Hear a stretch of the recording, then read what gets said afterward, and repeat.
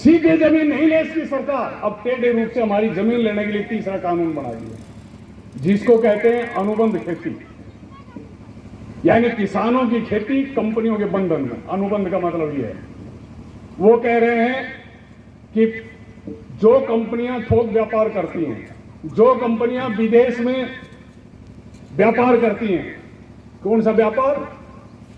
किसान की फसल का, किसान के खेत से या किसान के पशु जो दूध देते हैं, इनको जो दुनिया में बेचने का जो व्यापार करते हैं, थोक व्यापारी, विदेश व्यापारी, या जो बातों में सौदा करते हैं, फ्यूचर मार्केट, सट्टा बाजार, ये जो सब व्यापारी हैं ये गांव तक जाएंगे, गांव तक जाएंगे और गांव में किसानों को जाके कहेंगे कि भाई देखो, हम ये फसल पैदा करना चाहते हैं, हम मटर उगाना चाहते हैं, हम मशरूम उगाना चाहते हैं, हम फला फूलों की खेती करना चाहते हैं।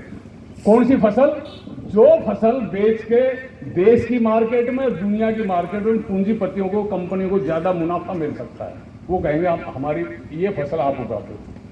किसान कहेगा कि ये तो उगाने ना हो, हमने तो अपना धान, गेहूं, सरसों, ये जो हमारे बाप दादा करते आए वो हमको आती है, ये चीजें हम लोग। बोलो कोई बात नहीं, घबराओ मत, ये हम समझा देंगे, हम अपना आदमी भेज देंगे, वो आपको बता देगा, आप कर देगा, आप तो मेहनती आदमी, आप तो खेती करते आए हो। बोला अच्छा जी ठीक है। और बोलो घबराओ मत, हम आपको जो आप कोऑपरेटिव सोसाइटी में जाते हो, धक्के खाते हो, लोन नहीं मिलता, बैंक में धक्के खाते हो, गांव के ताकतवर लोगों के जूती उठाते हो, उनका हुक्का भर भर के उनको देते हो, फिर भी आपको बैंक का लोन नहीं मिलता, हम देंगे, जितना लोन चाहिए। खाद के, तुम्हारे गांव में खाद नहीं आता, दूर दूर से लाना पड़ता है, खाद भी हम देंगे आपको, बीज भी हम देंगे, आपको कोई मशीनरी चाहिए, आपकी मशीनरी खराब है तो मशीनरी को ठीक करवाएंगे, ट्रैक्टर में या कोई भी है, ये सारे काम हम आपको करो। लेकिन एक काम कर दो, हम चाहते हैं वो खेती आप कर दो। बोलो जी ठीक है। तो ये सारी, इसको कह रहे हैं कि कानून में लिख दिया, ये है किसान सेवा, किसानों की सेवा, ये कंपनी सेवा करेगी। आप तो साहूकार को जानते हो, साहूकार पैसा देके कैसी, भाई तेरी छोरी ब्याह साहब हो रही है, तेरी बेटी मेरी बेटी में क्या फर्क है, भाई शादी कर, अच्छा लड़का देख, अच्छा वर दे। और जब शादी कर दी, उसको कर्ज में दाब दिया, महीना डेढ़ महीना कहेगा भाई मेरी रिश्तेदारी पे तक जाएगा, भाई पैसे तो देने पड़ेंगे। आप लोगों भाई पैसे कैसे देंगे? बोला अच्छा एक काम कर दे, देख पैसे मेरे दौरे भी नहीं है, मैं फला साहूकार से ले आता हूँ, तू कि मैं गिरवी गारवी कर दे, धरती धरती अपनी धरती को गिरवी धर दे, मैं दूसरे साहूकार से उठाना पड़ेगा। समझते हैं आप? तो ये साहूकारों का जो राज है, आपने हजारों साल भुगता है, ये कंपनियां आपको ये देंगी। जब फसल आएगी, जब पहले तो अपना काटेंगे ना, तो अपना काटने के बाद आपके हाथ में कितना पैसा आएगा? दिल घबराता है, ये सोच के ही दिल घबराता है, क्योंकि जहां जहां ये खेती हुई है वो उजड़ गए। अफ्रीका में ये कानून लागू हुआ था, अफ्रीका के देश उजड़ गए। अमेरिका में, दक्षिणी अमेरिका के देश हैं, वहां केला की खेती करवाई थी अमेरिका के बड़े बड़े पूंजीपतियों ने, वो देश तो किसान उजड़ गया। हमारे गुजरात में कुछ साल पहले ही वहां के किसानों से एक कंपनी ने कहा कि आलू उगाओ हमारे लिए। बोले कि ठीक है, तो आलू का बीज हम देंगे। किसान बोले ठीक है। तो आलू का साइज इतना होना चाहिए, वो साइज बता दिया, एक लोहे का छल्ला बना दिया, एक छल्ले में से निकलना चाहिए, ना तो छोटा होना चाहिए और ना वो बड़ा होना चाहिए, छल्ले में जो अड़के निकले, इस साइज का आप बनाओगे। बोले जी ठीक है बना देंगे, हमने तो आलू उगाया और क्या है। वो उगा दिया। अब आलू कुछ बड़ा और कुछ छोटा, आलू तो आलू है, वो सेम साइज का नहीं है। उसने वो अच्छा भाई ठीक है, तो वो कंपनी ने कहा कि तो हमारी क्वालिटी का तो नहीं बनाया आपने, हम तो नहीं खरीदते। तो नहीं खरीदते, किसानों ने प्राइवेट बेचना शुरू कर दिया। कंपनी ने कहा तुम ये प्राइवेट नहीं बेच सकते, मेरा बीज है ये, मैंने बहुत इस पर रिसर्च करी थी, शोध करी थी, दिमाग लगाया था, साइंटिस्ट लगाए थे, खर्चा करा था, ये बीज की क्वालिटी मेरी है। आप बाहर बेच रहे हो तो वो इसने अपने खेत में बोएगा तो उसको मुफ्त में बीज मिलेगा, मेरे बीज को नहीं कर, खत्म, रद्द, इसको नष्ट करो तुम। कंपनियों ने कहा इसको नष्ट करो। किसान बोले अपना काम कर। किसानों के खिलाफ, एक एक किसान के खिलाफ करोड़ों करोड़ों को मुकदमे कर दिए गुजरात में। वो तो ये जैसे बंगाल का चुनाव है ना, गुजरात में भी चुनाव था, बीजेपी डर गई अगर किसानों के खिलाफ कंपनियां नहीं करे तो थारी गद्दी तो गई। तो कंपनी तो उन्हीं की है, कंपनी उसे कहेगा वो केस वापस उठवा लिया, केस उठवा लिया। आप सपोज करो, आप मान के चलोगे अगर उस वक्त चुनाव नहीं होता तो किसानों पे एक एक किसान पे करोड़ों के मुकदमे। ये जज किसके हैं आज? इसे जिंद्रा दूध की रुखाड़ी बिल्ली हमारे खिलाफ बैठा देंगी। तो इसलिए ये तो नतीजा है। तो कंपनियां ये है। दूसरी बात कि वो जो आपसे कहेंगे कि ठीक है ये फसल जो हम दे रहे हैं आपको, खाद बीज ये सब, तो फसल मेरे से बेचनी पड़ेगी, आप दूसरे फसल नहीं बेच। आप बोलो जी ठीक है, आपने फसल उसको बेच दी। तो दो तरह की फसल है, एक है वो बीज के लिए पैदा करवाएंगे, दूसरी वो खाने पीने के लिए उगवाएंगे। तो वो आपने आपसे इकरार कर लिया कि भाई आलू आपका इतना रुपए किलो लिया जाए, 10 रुपये किलो होगा, 1 क्विंटल 1000 रुपये का आपका होगा। अब मान लीजिए जब आलू आएगा और बाजार में आलू का भाव 5 रुपए किलो पड़ा है, तो वो आपसे क्यों खरीदेगा? जो बाजार में चालू भाव है उसमें बेस्ट क्वालिटी जो आलू है 5 की बजाय 7 में खरीद लेगा। आपने 10 क्यों देगा? आप कहां जाओगे? आप कहां जाओगे? एक और अगर भाव 10 की बजाय 15 चढ़ गया तो आपको 11 देगा, वो 12 देगा? नहीं देगा। तो कंपनी क्योंकि ताकतवर है अपने इकरार को तोड़ सकती है, लेकिन अगर आप इकरार तोड़ोगे तो आपको वो सरकार की मदद से, कानून की मदद से आपको पादरा कर देगा, सीधा कर देगा। और आप कंपनी के खिलाफ अदालत में नहीं जा सकते। मेरे से पूर्व वक्ताओं ने आपको बताया इन तीनों कानूनों में रोक है। कोई भी किसान कितना ही कंपनी जुल्म करे अदालत में नहीं जा सकता। अदालत में जाने पे बैन है, रोक है। कहां जाओगे? एसडीएम के दफ्तर में। अब आपका कानपुर देहात कितना है, बड़ा है, मुझे मालूम नहीं है कितने गांव हैं। मान लीजिए 300 गांव हैं। 300 गांव में 10-10 किसानों की तकरार हो जाए, मान लो, घनी नहीं ना, ये इतना बड़ा गांव है, इसमें 10 किसान ऐसे हैं जिनको कंपनी से एतराज है, ये चलेगा एसडीएम को दरखास्त लगा दी। ऐसा है दूसरा गांव, तो 300 गांव की कितनी दरखास्त हो गई? 3000 होगी। आपके छोटे मोटे केस जिनका पाला पड़ा है ना दुर्भाग्य से, एसडीएम के 3-3 साल में वो हल नहीं होते। 3000 केसों को एक एसडीएम कैसे हल करेगा? और फिर उसमें भी एसडीएम एक पंच बोर्ड बनाएगा, 3 आदमियों कमेटी। वो कांग्रेसी राज होगा तो कांग्रेसी पाओगे, सपा का राज हो सपा वाले पाओगे, और बीजेपी का राज होगा तो बीजेपी वाले पाओगे उस बोर्ड में। क्योंकि इस देश में पार्टी शासन, पार्टी सरकारें होती है। तो नतीजा क्या होगा? नतीजा होगा कि आपके गर्दन के ऊपर कंपनी का पंजा होगा। तो ये आखिर तक क्या है? आखिर तक है आपका खेत पर निशाना है। पहले 2 कानून में से तो आपकी फसल लूट ली, आपकी उपज लूट ली, और ये तीसरे कानून से आपका खेत हड़प लिया। ये हुआ है। आप अपने खेत में मुजारा बनकर रह जाओगे, अपना ही खेत में बंधुआ बनकर रह जाओगे। ये तीसरा कानून है। जहां जाएंगे इस तरह का, जिस भी देश में, हमारे देश में कहीं भी, पंजाब और आपका गन्ना का देखो ना, दूर दूर जाते हो। यूपी में सारा गन्ना कौन खरीदता है? प्राइवेट कंपनियां खरीदती है ना, मिल मालिक खरीदते हैं ना। 4-4 साल तक दाम नहीं मिलते, रोते रहते हैं किसान, लड़ना पड़ता है, लाठी गोली खानी पड़ती है, फिर भी नहीं मिलता है। यह है कि नहीं? तो ये प्राइवेट कंपनियां, ये कोई संत नहीं है, फकीर नहीं है, परोपकारी नहीं है, ये प्याऊ लगाने वाले नहीं है, भंडारा खोलने वाले नहीं है, ये है मुनाफाखोर। तो आज हमको हमारी खेती और हमारे खेतों को मुनाफाखोरों के हाथों में दिया जा रहा है। हमारे कंप्लीट खेती के बाजार पर और खेती पर ये क्या मानते हैं पूंजीपति? पूंजीपतियों की सभा होती है, मीटिंग होती है, ये क्या कहते हैं? हमको कुत्ता कहते हैं।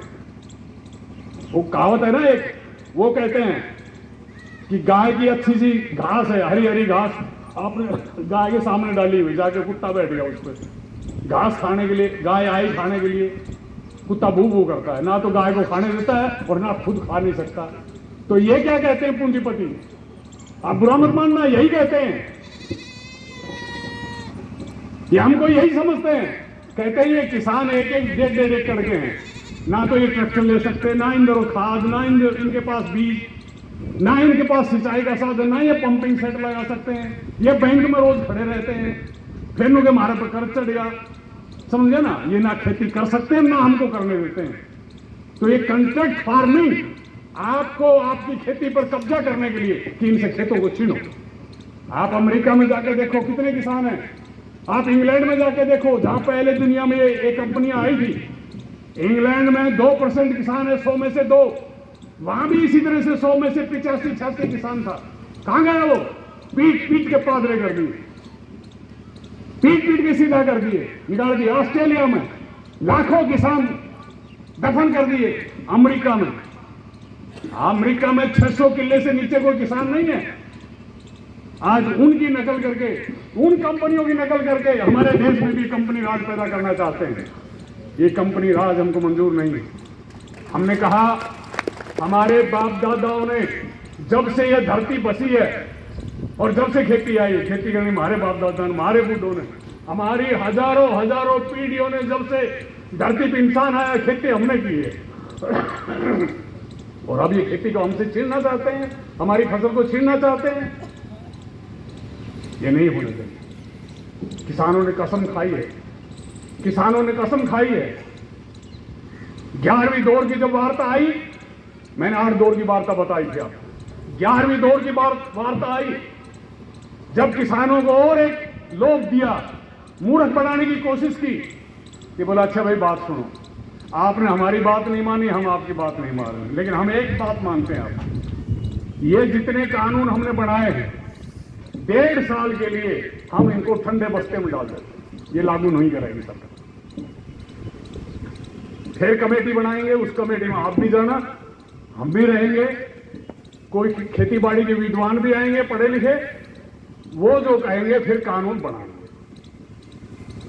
वो जो कहेंगे, वो किसानों ने कहा जी ना हमने नहीं चाहिए, बनाना सोचो तो सही, विचार तो करो। किसानों ने इसमें विचार किया और साफ कह दिया कि हमको नहीं चाहिए। इसका मतलब क्या है? मतलब है कि आपको मुद्दा गिरा हुआ है धरती पे, आपकी गर्दन के ऊपर पैर रखा हुआ है, आपका सांस घुट रहा है, बोलो थोड़ी देर के लिए ढीला कर दूं भाई? आपसे पूछ रहे हो वो जल्लाद कि थोड़ी देर के लिए ढीला कर दूं, तो आप क्या कहोगे? हाँ कर दे और फिर मन मार दे, ये कहोगे? आप में अगर थोड़ा सा भी बल आया तो उसको उखाड़ फेंकोगे, और नहीं तो मौत तो है ही। तो ये क्या कह रहे हैं? 1.5 साल के लिए ढीला कर दे, और उसके बाद फिर वही कहानी। आंदोलन बार बार नहीं बनते हैं, आप गवाह हैं। किसान सभी तो अपना अच्छा घर बनाना चाहते हैं, 3-3, 4-4, 10-10 पीढ़ी अच्छा घर नहीं बना सकते। ये कर्मचारी जो है, जो थोड़ी तनख्वाह अच्छी मिलती है कि आपके बेटे हों, ये भी अफसर भी मुश्किल से रिटायरमेंट के करीब सारा जो मिले है सरकार से, जब जाके सोचेंगे कि अच्छा छोटा घर बना लो, नहीं तो किराए में काटते हैं। तो मुश्किल से आंदोलन भी ऐसे बनता है, आसानी से आंदोलन नहीं बनता। जितनी कठिन खेती का काम है उससे कई गुना कठिन है आंदोलन खड़ा करना, उससे कठिन है इन चालबाजों षड्यंत्रकारों से आंदोलन को बचाना। 300 किसानों ने अपनी कुर्बानी बेच के आज तक, हमने आज शहीदों को जो फूल माला चढ़ाई है, 300 किसानों ने इसलिए कुर्बानी दी है कि वो 1.5 साल के रख कर फिर हमारा गलबोस दे, हमको सूली पे तोड़ दे। इसलिए किसानों ने साफ कह दिया हम लड़ेंगे और जीतेंगे। तब प्रधानमंत्री जी आए फूल के सामने। आज ये क्या प्रधानमंत्री जी क्या बोले कि किसान जो है ये परजीवी है, परजीवी है।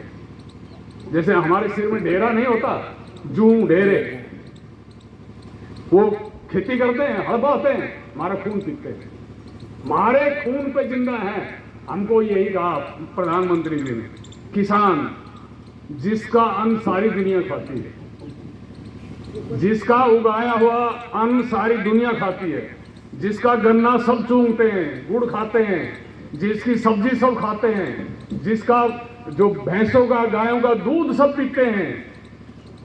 अगर किसी में जरा सी भी, क्यों कहते हैं मां के दूध को ला जाता है, नालायक, बेशरम, कहते हैं कि नहीं कहते? तो ये किसान कौन है? जिस किसान का कोई खाता है, ये उसका फर्ज बनता है, उसका दायित्व बनता है। मोदी जी क्या खाते हैं? कोई कंपनी बनाती है क्या? हम छोटे बच्चे थे, एक कहानी थी, एक राजा ने वरदान ले लिया। वरदान ये लिया कि जिसको हाथ लगाऊंगा वो सोने का बन जाए। उन्हें रोटियों का हाथ लगाया, रोटी सोना की बन गई। पानी का हाथ लगाया, पानी सोने का बनेगा। भूखा मरे, दुखी हो लिया। एक लड़की थी, दया करके बेटा देख मेरा क्या हाल हो, लड़के का हाथ लगाया, सोना का बन गया। समझते हो आप? क्या खाएगा? तो राजा सोना हड़प सकता है, लेकिन खाएगा तो हमारा उगाया हुआ। ये मोदी क्या खाता है? और हमको कहता है हम अन्नदाता नहीं है, दुनिया हमको अन्नदाता कहती है। ऐसे कह दिया। अरे परजीवी हम नहीं, तुम हो। ये जिस गद्दी पे हिंदुस्तान के पास बैठे हो ना, ये बीजेपी आरएसएस ने कभी आजादी की लड़ाई में भाग नहीं लिया, अंग्रेजों का साथ दिया था। इन बहादुरों को रिएक्शन भी कहा था।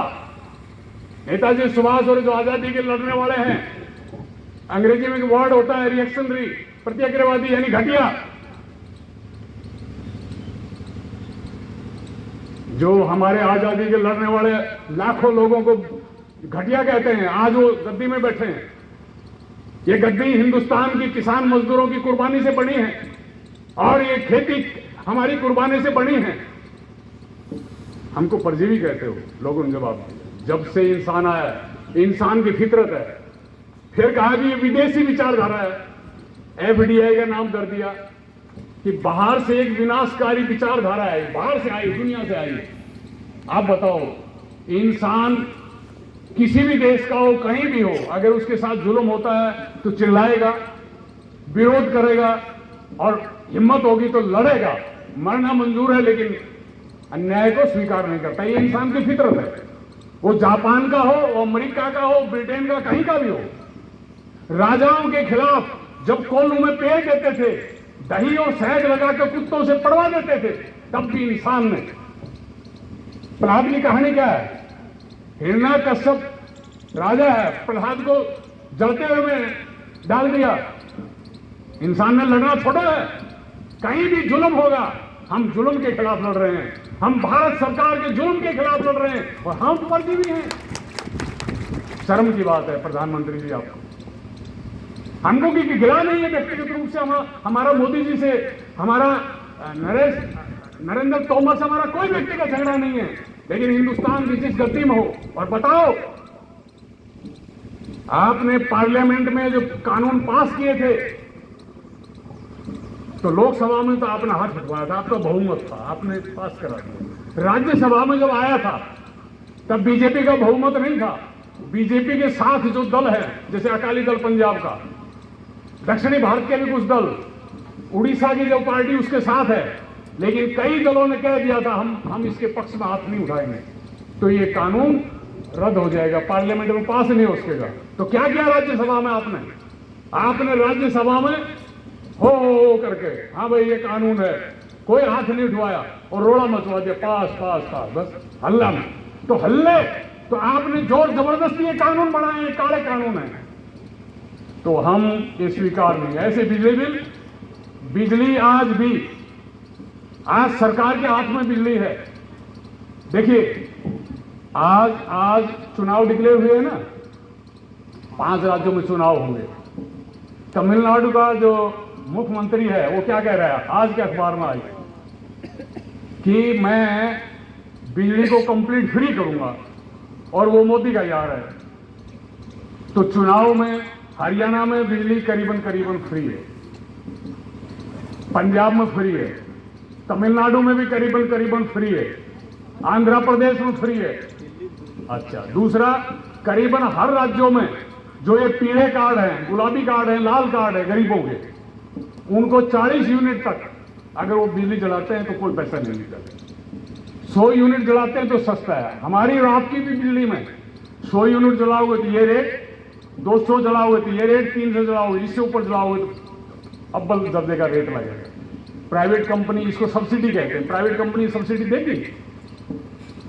नया कानून में है कि बिजली बनाएगी भी प्राइवेट कंपनी, बिजली की सप्लाई गांव तक जो ले जाएगी प्राइवेट कंपनी, पैसा वसूल करेगी प्राइवेट कंपनी।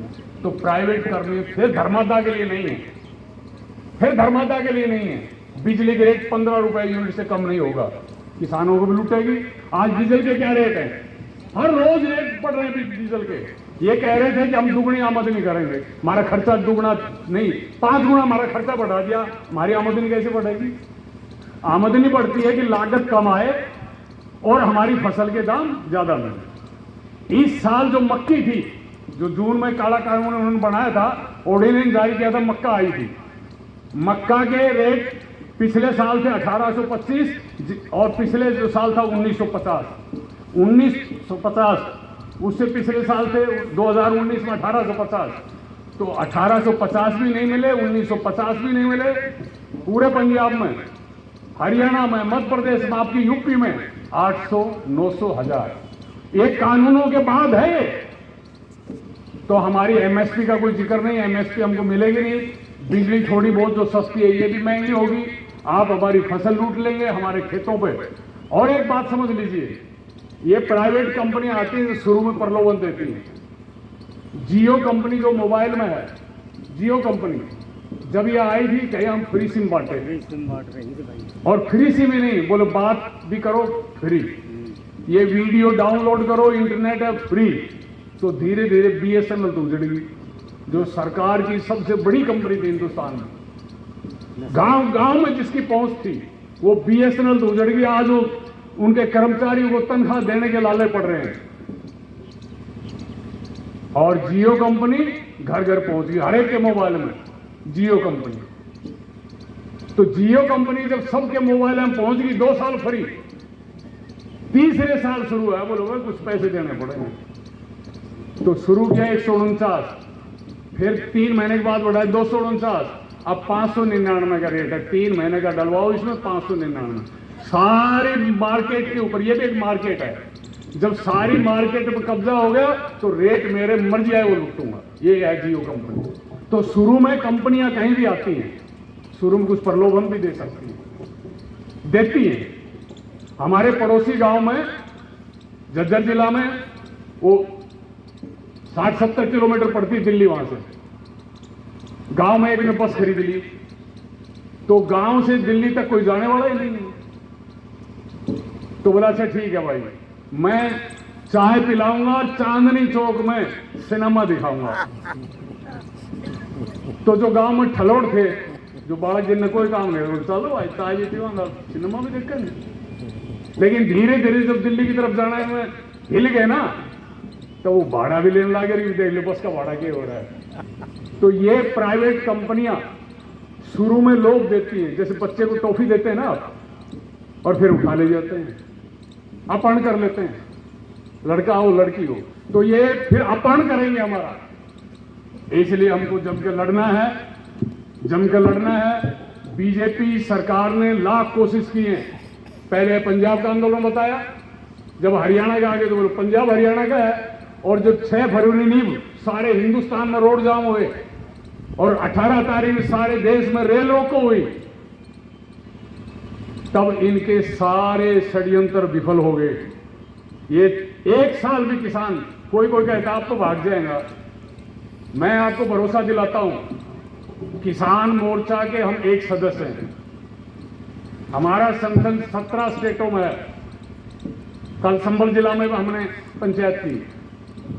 हमारा कहना है कि इन 3 कानूनों ने किसानों की इस लड़ाई को किसी पॉलिटिकल पार्टी ने नहीं खड़ा किया, खुद किसानों ने इस लड़ाई को बनाया, किसी राजनीतिक दल ने नहीं बनाया।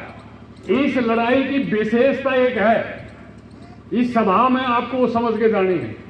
आज तक किसान हो या कोई और हो, जब जब देश में बड़े से बड़ा आंदोलन खड़ा हुआ है, उस आंदोलन के निशाने पर रही है कि भाई ये जो सरकार में जो पार्टी बैठी है इसको हटाओ। जेपी आंदोलन कितना बड़ा आंदोलन था, इमरजेंसी से पहले हम भी उस आंदोलन में शामिल थे।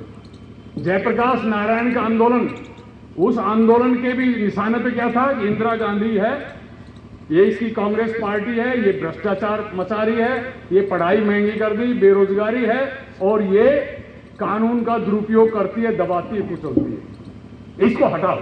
दुनिया में कितना बड़ा आंदोलन हुआ, तो सारा गुस्सा किसके खिलाफ? रूलिंग पार्टी के खिलाफ। अन्ना हजारे का आंदोलन हुआ, किसके खिलाफ गुस्सा? कांग्रेस पार्टी, रूलिंग पार्टी के खिलाफ। आज तक के जितने आंदोलन हैं, लोगों की समझदारी सिर्फ इतनी रही है कि वे जो गद्दी में बैठा इसे ना हटाओ, बोले कौन आओ, बोले काला चोर आ जाओ, चिल्लेंगे, ये हटना चाहिए। ये आज तक के आंदोलनों की सूझबूझ रही है। लेकिन इस आंदोलन की सूझबूझ सिर्फ इतनी नहीं, उससे ज्यादा है। क्या ज्यादा है? पंजाब के किसानों ने खास तौर पर एक समझ लिया, उन्होंने कांग्रेस के राज को देखा और भुगता है जैसे दूसरे भुगतते हैं। तो उन्होंने कहा कि भाई इसने हटाओ, कांग्रेस ने लाओ, ये बात नहीं बनाएगी। इसके पीछे कौन है? ये कानून जो बनवा रहे, इसके पीछे कौन है? उन्होंने तजुर्बे से देखा, अपने अनुभव से समझा कि इसके पीछे अंबानी और अडानी। तो पंजाब के किसान जो आंदोलन में चले, और आज सारे किसान आंदोलन जो संयुक्त मोर्चा के बैनर के नीचे चल रहा है, इस आंदोलन का निशाना है कि अंबानी अडानी असली दुश्मन। ये बीजेपी है तो मुखौटा है इसका, ये तो मुखौटा है। मुखौटा समझते हो ना? पर्दे के पीछे से असली जो दुश्मन है वो अंबानी और अडानी है।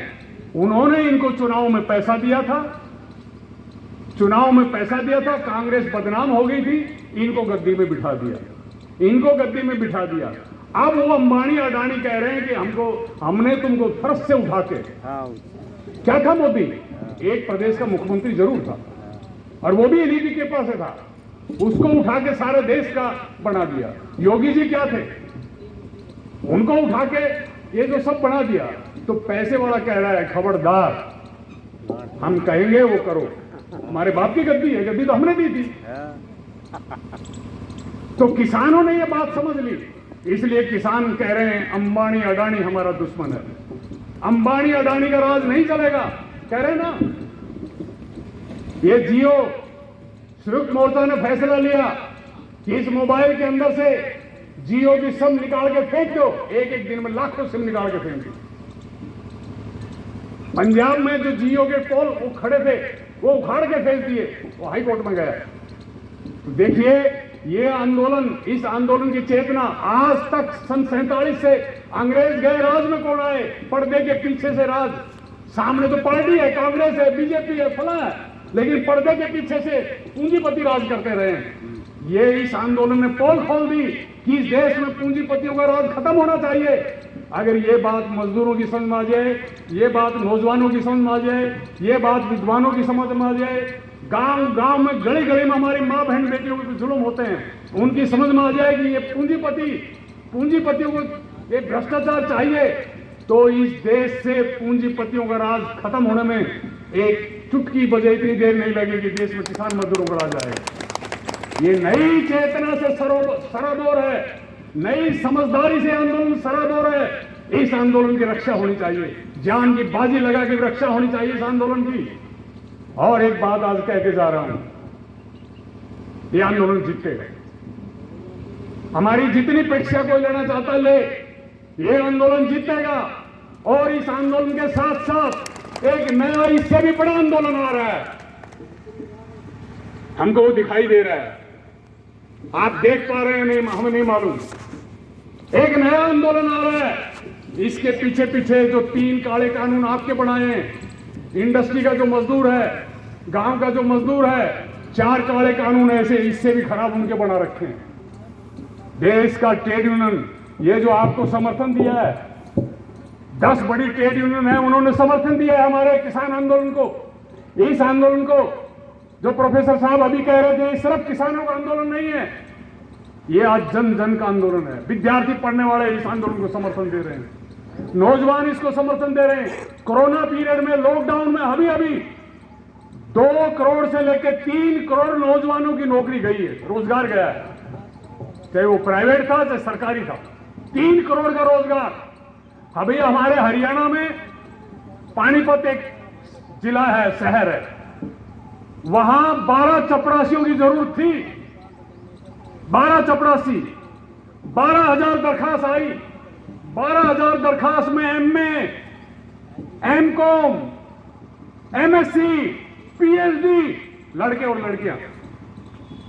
समझते हैं आप? ये चुप बैठे रहेंगे? एक बड़ा, इससे भी बड़ा आंदोलन आ रहा है इसके पीछे पीछे। अगर यही आंदोलन की निशाने पे पूंजीपति अंबानी और अडानी आ जाएं, तो जो सपना था भगत सिंह का, जो सपना था चंद्रशेखर आजाद का, जो सपना था सुभाष का, जो पूरा नहीं हुआ, किसान मजदूरों के हाथ में बागडोर आएगी राज की।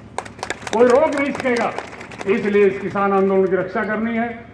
और इसमें और एक लास्ट पॉइंट कह के मैं अपनी बात खत्म करूंगा। कोई किसान कहता है कि आंदोलन को बेच तो नहीं जाएगा, हमसे निजी तौर पर पूछता है और आपस में भी कि भाई कोई बेच तो नहीं जाएगा। मैं आपसे ये कहना चाहता हूं कि आंदोलन की बागडोर है ना, ये हमारे किसान संगठन के नेताओं के हाथ में नहीं है। हमारे संगठन की तरफ से खुद मैं संयुक्त मोर्चा के अंदर हूं, हमारे हाथ में बागडोर नहीं है। तो आप कहोगे बागडोर किसके हाथ में है? जो वहां बैठे ना धरने पे, जो देश के कोने कोने में लड़ रहे हैं, उनके हाथ में है बागडोर। अगर इस आंदोलन का बड़े से बड़ा नेता काल मोदी को ये कह के आ जाए कि जी ठीक है, कोई बात नहीं, आप इसे स्थगित कर दो, हम मंजूर करते हैं और हम अपने घर में जा रहे हैं, वो कह के आ सकता है, उसकी जबान से कह के आ सकता है। जब वो बॉर्डर पर आएगा ना, उसका दलिया बना देंगे लोग, उसका भरता होता है ना, भरता, उसका भरता बना देंगे। सूखा पत्ता, पीपल है ना, पीपल का पत्ता कितना मजबूती से पीपल की जो डाली है, शाखा है, उसके साथ जुड़ा हुआ है, लेकिन सूखने पर वो पत्ता थोड़ी सी हवा चलने से उड़ जाता है। सरदार वीएम सिंह, मैंने हमारे 250 किसानों का मोर्चा बताया ना, हमारे 250 किसानों के मोर्चे का कन्वीनर था, यूपी का ही, आपका यूपी का ही है, एमएलए भी रहा है, एक बड़ा किसान है। 250 किसानों के संगठन का कन्वीनर था। 26 जनवरी को जब यह घटना हुई, उसका बहाना लेके आंदोलन से अलग चले गए। आज एक भी किसान उसको पूछता नहीं है, एक भी किसान नहीं पूछता। हम में से कोई कितना ही बड़ा हो, जिसकी आज कितनी ही शोहरत हो, कितना ही देश में नाम हो, एक भी इस आंदोलन के विरुद्ध नहीं जा सकता। अगर जाएगा तो उसकी यह हालत हो जाएगी। समझते हैं आप? इस आंदोलन की पकड़, इस आंदोलन का ऊपर लगाम, इस आंदोलन का नेतृत्व जो संघर्षशील किसान है उनके हाथों में।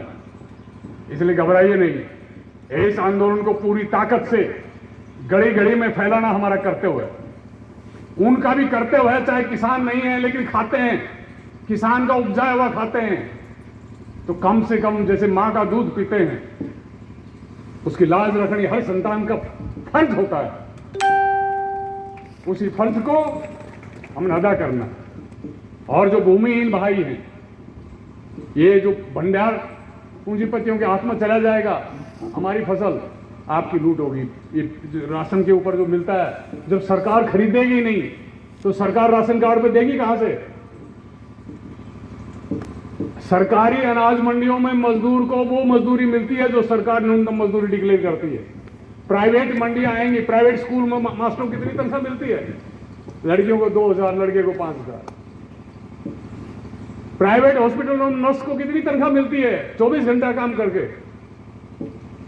5,000 रुपया, और इज्जत की कोई गारंटी नहीं। तो ऐसे ही प्राइवेट मंडियों में मजदूर की भी क्या हालत हो जाएगी? उसको मजदूरी मिलेगी? और एक बात है, हरियाणा का कुरुक्षेत्र जिला में एक मंडी है, छोटा कस्बा है लेकिन मंडी है, बहुत बड़ी मंडी है, पूरे एशिया की सबसे बड़ी मंडी कहते हैं। गांव का नाम है ढांड, DHAND, ढांड। उसमें ये अंबानी ने एक अपना कारोबार लगाया है, ये धान से जुड़ा हुआ सेलर। उसमें एक भी मजदूर नहीं है, सारा काम मशीनों से होता है। बोरी ठाने का, बोरी भरने का, बोरी के टांका लगाना, सीलने का, उठा के लोडिंग करने का, अनलोडिंग करने का, टोटल काम मशीनों से होता है। इसलिए मेरे गांव का भूमिहीन, शहर का भूमिहीन गरीब, उसके ऊपर भी आफत आने वाली है।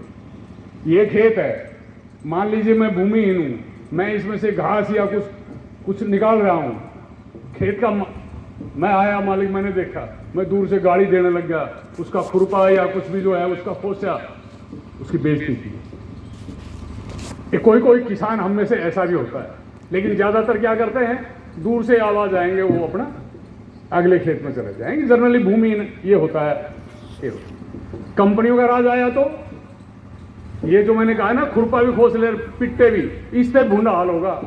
कंपनी तो खेत में लवा ही नहीं लगने देंगी, नजदीक नहीं लगने देंगी। इसलिए आने वाला समय अगर कंपनी राज आता है तो किसान, खेतीहर मजदूर, शहरी उपभोक्ता सबका, यानी जिसके 2 नंबर की कमाई है, हराम की कमाई जिसको कहते हैं, 2 नंबर की जो कमाई है, या जो खुद पूंजीपति हैं, उनको छोड़ के सबका सर्वनाश ये कानून है। इसलिए किसानों के लिए मौत के वारंट हैं, इसके खिलाफ हम लड़ेंगे और जीतेंगे। तो हमारा नारा होना चाहिए, लड़ेंगे जीतेंगे।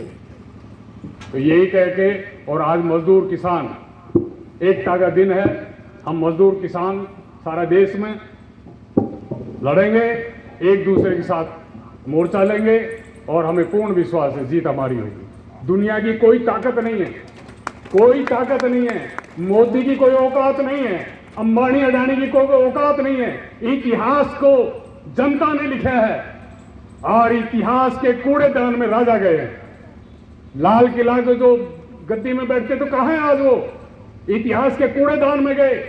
अब मर्जी है मोदी जी आपकी, आप इतिहास के कूड़ेदान में जाना चाहते हैं, जनता वो इतिहास लिखने जा रही है, आपकी मंजूरी है, हमको भी कबूल है, आमना सामना है। इंकलाब जिंदाबाद, संयुक्त किसान मोर्चा जिंदाबाद, किसान मजदूरों की एकता, भाईचारा जिंदाबाद। आप सभी का धन्यवाद, मेहरबानी। धन्यवाद श्री सतवन जी।